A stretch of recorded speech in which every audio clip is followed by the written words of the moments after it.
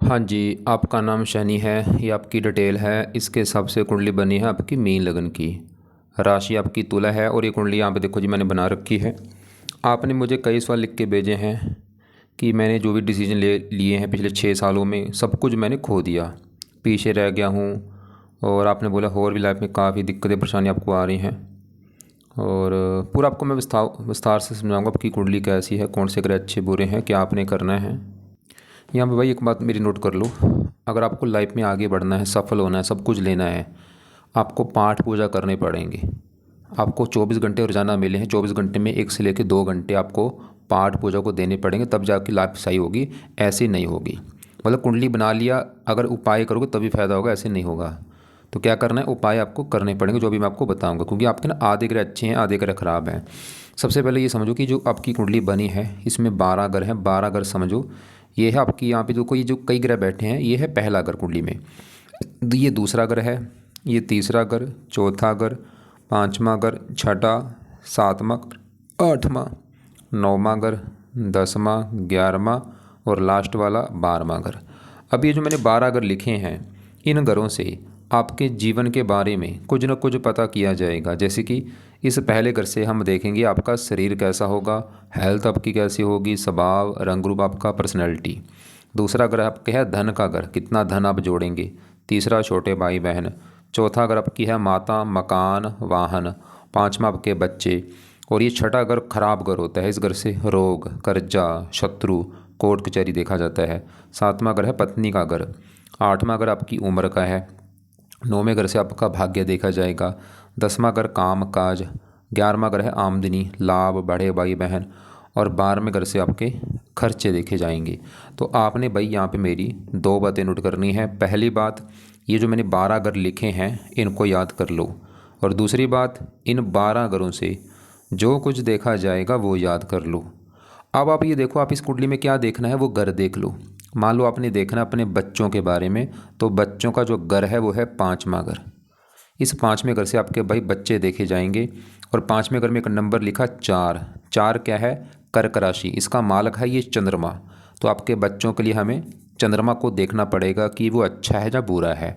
ऐसे ही मान लो आपका काम काज देखना, 10वां घर काम काज का होता है, जो आप नौकरी करते हो या कोई कारोबार, 10वां घर देखा जाएगा। 10वें घर में क्या लिखा, 9 नंबर। 9 है धनु राशि, मालक इसका बना गुरु।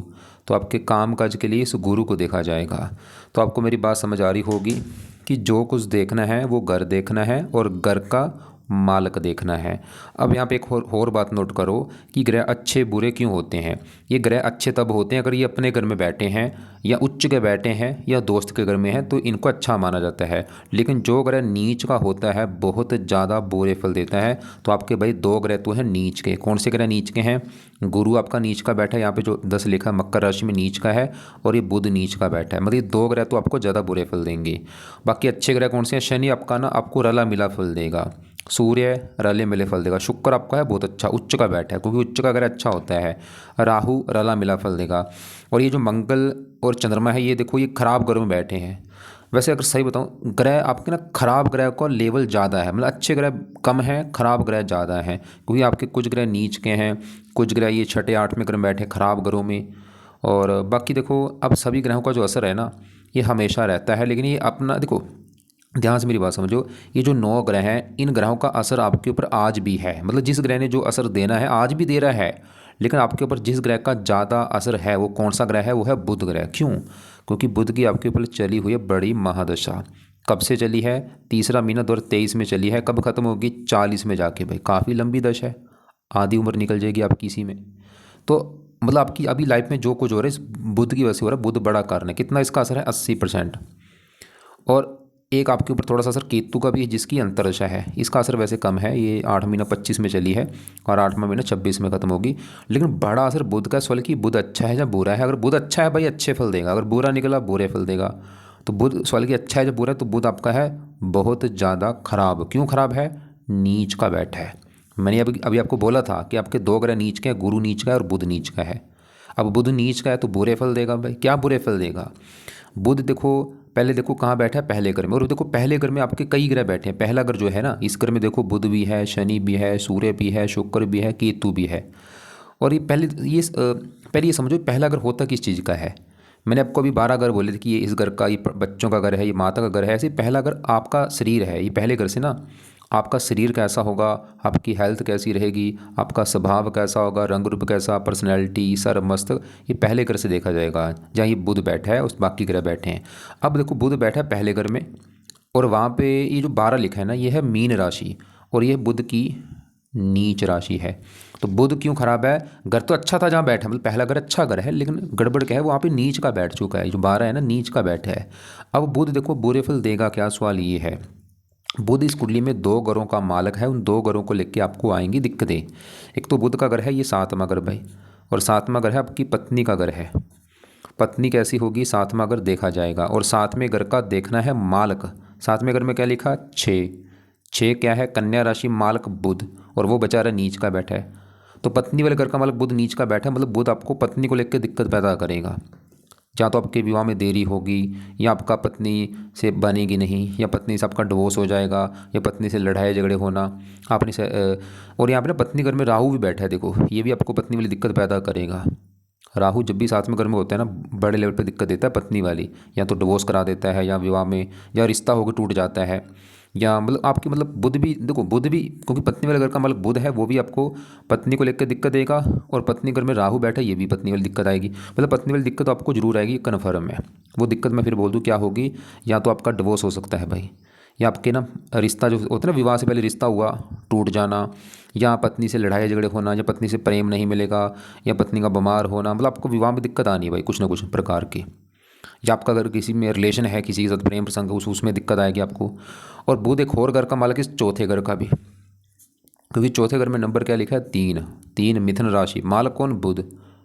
और चौथा घर है आपकी माता का घर है। माता कैसी होगी आपकी, मकान आपके पास कैसा होगा, गाड़ी कैसी होगी, भूमि संपत्ति प्रॉपर्टी, नौकर चाकर, जमीन जायदाद, चौथा घर हो। चौथे घर में क्या लिखा, 3। 3 मिथुन राशि, माल कौन, बुध, और वो नीच का। तो बुध चौथे घर को भी लेकर दिक्कत देगा आपको भाई, मतलब माता वाले घर का मालिक नीच का बैठा है, तो बुध की वजह से माता को भी लेकर दिक्कत आएगी आपको। चौथा घर मकान, घर को लेकर दिक्कत आएगी, गाड़ी, गाड़ी संबंधी दिक्कत आएगी, भूमि प्रॉपर्टी, नौकर चाकर, इन संबंधी चिंता होगी। तो बुध कितने बुरे फल दे रहा, पत्नी वाले घर का मालिक पत्नी को लेकर दिक्कत, चौथे घर का मालिक आपको माता, मकान, वाहन, भूमि संपत्ति, जो जमीन जायदाद, नौकर चाकर, इन संबंधी कोई चिंता परेशानी आपको होंगी। और पहले घर बैठा शरीर के ऊपर, मैंने बोला था पहला अगर शरीर चाहिए, बुध नीच का बैठा है, आपके शरीर को खराब करेगा, आपकी हेल्थ को खराब कर देगा, आपको मानसिक कष्ट देगा, शारीरिक कष्ट देगा, बीमार कर देगा, आपको स्ट्रगल देगा, भाग दौड़ परेशानियाँ, ये बिजनेस का करेगा, बिजनेस में दिक्कतें, बुद्धि का करेगा, आपकी बुद्धि भ्रमित कर देगा, दिमाग काम नहीं करेगा, आपने से लिखा भी था, डिसीजन नहीं ले पा रही। बुध का कारण भाई नीच का बैठा है, ये बुद्धि का कारक होता है। देखो बंदे के पास मेन क्या है, बुद्धि। अगर बुद्धि सही है तो उसको सही यूज़ कर सकता है। तो नीच का बैठा है, मतलब आपका ना जैसे बोला ना डिसीजन, ये सही नहीं ले पाओगे बुध की वजह से। और भी काफ़ी चीज़ों को कारक है, मतलब इस बुध को अगर सही कर लेना भाई, लाइफ में चेंज आ जाएगा। वैसे तो आपकी और भी काफ़ी ग्रह खराब हुई। देखो अगर मैं सबके उपाय बताऊंगा ना भाई, उपाय हो जाएंगे बहुत ज़्यादा, लेकिन कुछ ग्रहों के उपाय तो करने पड़ेंगे। जैसे बुध के उपाय तो मैं बोल रहा हूँ बहुत ज़्यादा जरूरी हैं। अब बुध के आप उपाय लिखो क्या करने, मतलब अगर आप चाहते कि भाई मैं क्या करूँ ये मेरा अच्छा हो जाए बुध, तो इसके आपने करने हैं उपाय। पहला जो उपाय है, आप बुध का मंत्र जाप करो, और ये चाहे 1 माला कर लो, 2 माला, 3 माला, वो अपनी आपकी मर्जी है। और इसके पाठ भी हैं, वो भी आपने पढ़ने हैं। एक तो है बुध कवच का पाठ, एक है बुध स्रोत्र का पाठ। तो ये 2 पाठ हैं देखो जी। एक वैसे और भी है, बुध चालीसा का पाठ होता है, वो भी आप देख लेना। ये संस्कृत में पाठ है, अगर तो आपको संस्कृत आती है भाई, फिर ये 3 पाठ जो हैं आपने पढ़ने हैं। या नहीं आती, ऑडियो लगा लो, इनको सुना करो। तो 4 पाठ क्या बोले, बुध का मंत्र बोला। मंत्र कौन सा है, ओम भुम बुद्धाय नमः, ओम भुम बुद्धाय नमः, ये मंत्र आपने करना है। और ये बुधवार से शुरू कर लो उपाय करने। और ये पाठ जो मैंने बोले हैं, तीनों पाठ अगर मिलते हैं तीनों कर लेना। या तीनों में जो अगर आपको पाठ मिलता है, कहाँ पे मिलेगा, यूट्यूब पे सर्च कर लो, गूगल पे सर्च कर लो, जो मिलता है तीनों में से वो पढ़ो या सुना करो। 5वां पाय है, बुध का आपने करना है दान भाई। कब करना है, बुधवार को। क्या दान होता है, हरे रंग का कोई दान कर दो। 6वां पाय है, इसके देवता हैं गणेश जी। गणेश जी की पूजा उपासना कर लेना, गणेश जी के मंदिर जाओ, गणेश जी के जो पाठ है वो पढ़ा करो। जैसे गणेश चालीसा हो गया, या गणेश जी का एक मंत्र है, ओम गण गणपते नमः, ओम गण गणपते नमः, ये मंत्र भी आप 1-2 माला कर सकते हो। तो ये वैसे ये और भी वैसे काफ़ी उपाय हैं, लेकिन चलो ये पाए इसमें से देखो, मैं ऐसा नहीं बोलूँगा सभी उपाय कर लो, लेकिन सभी कर सकते हो, सभी कर लो तो बड़ी अच्छी बात होगी भाई। ज़्यादा से ज़्यादा वैसे कर लेना, और हरे कपड़े कम यूज़ किया करो। आपने, हाँ एक और बात है, सबसे बुरी बात मुझे आपकी क्या लगी, आपने ये ख़राब रत्न दान कर रखे हैं भाई। देखो आपने बोला है पुखराज पहना है। देखो रत्न पावर को बढ़ाता है, पुखराज पहनोगे गुरु आपका नीच का, उसकी बुरी पावर बढ़ जाएगी। तो बोल के पुखराज मत दान कर लेना, उल्टा नुकसान होगा। आपने आगे बोला है मूंगा कर रखा है, वो भी मंगल देखो छठे घर में बैठा, खराब घर में, मूंगा दान करोगे उसके बुरे फल बढ़ जाएंगे, बोल के दान मत कर लेना।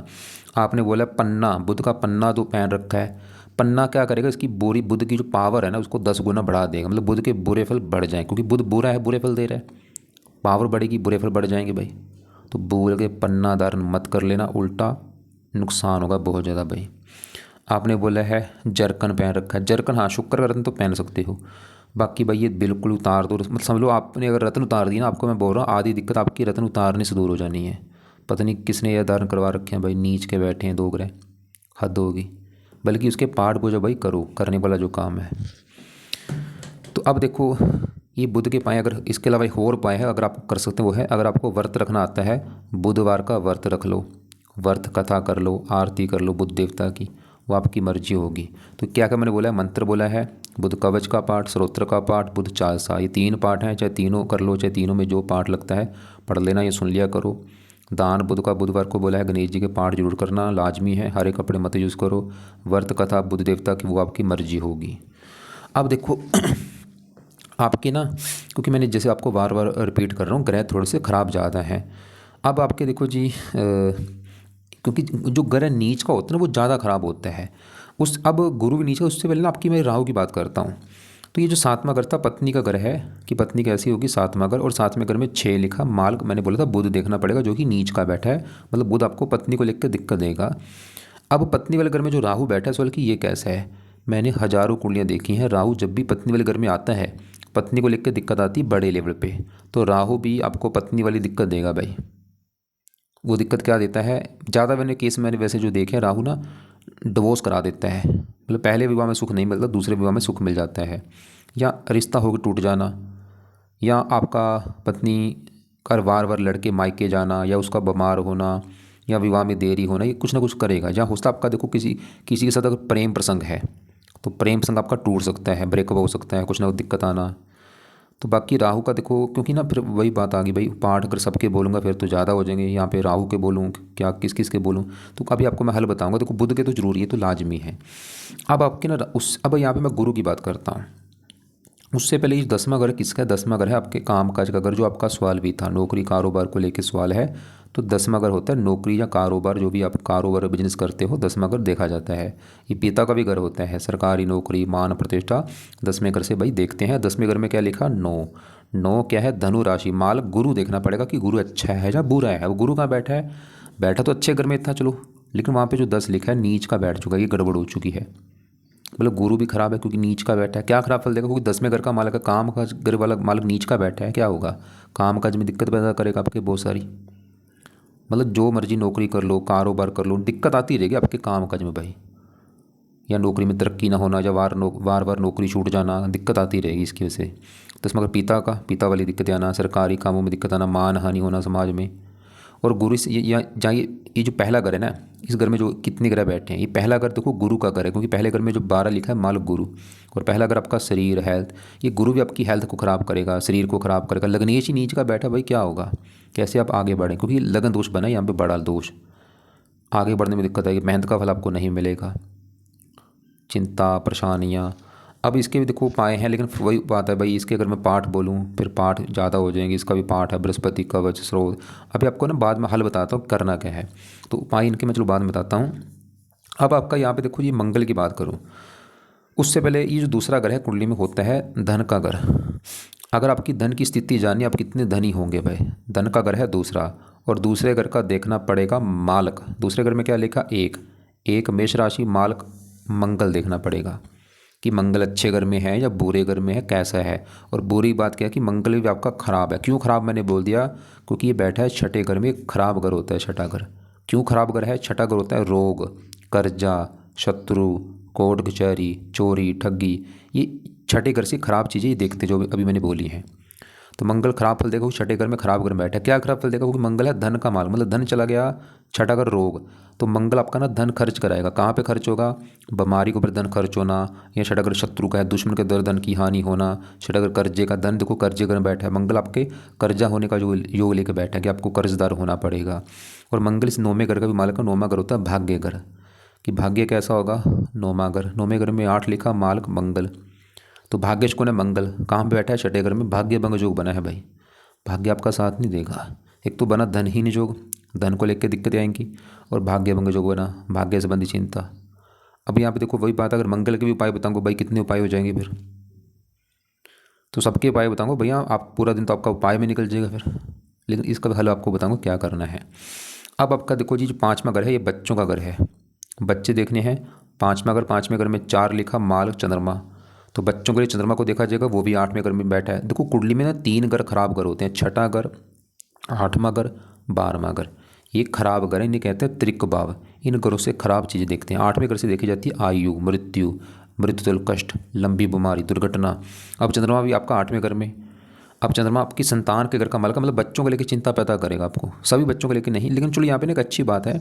देखो 5वें घर का मालिक चंद्रमा तो खराब है कि बच्चों वाली दिक्कत आएगी, लेकिन 5वें घर के ऊपर है गुरु की दृष्टि। देखो गुरु आपका है खराब, लेकिन गुरु कुछ अच्छा फल भी देगा। वो अच्छा फल क्या देगा? ये 7वीं दृष्टि डाल रहा है 5वें घर के ऊपर, बच्चों वाले घर के ऊपर। यहाँ पे जो 4 है ना, ये गुरु की उच्च राशि है, तो गुरु फिर भी आपके 5वें घर का अच्छा कर रहा है, मतलब गुरु फिर भी आपको पुत्र का जो लेके बैठा है, पढ़ा लिखा बना ही देगा आपको, बुद्धिमान। लेकिन हाँ 5वें घर का माल चंद्रमा तो है खराब वो।